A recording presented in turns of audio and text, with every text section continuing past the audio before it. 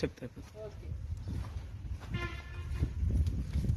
ఏదో సీలా ఏదో అబద్ధం ఏదో అన్నారండి.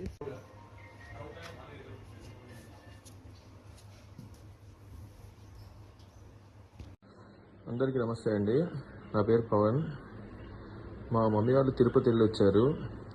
తిరుమల కొండ మీద గుట్కా అంబర్ నిషేధం, కానీ లడ్డు తయారు చేసే వాళ్ళు మాత్రం యథేచ్ఛగా తింటున్నారు. ఈ పొట్లం అదే. మరి అది అంబరు తినకముందు పొట్లమా, తిన్నాక వాడు మలిచి లడ్డూలో పెట్టాడు, ఆడే పుణ్యం కట్టుకున్నాడు. కానీ ప్రస్తుతం పరిస్థితి ఇలా ఉంది.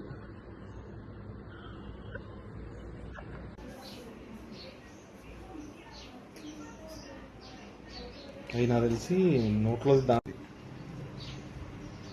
దులుపుతుంటే పడిపోతుంది.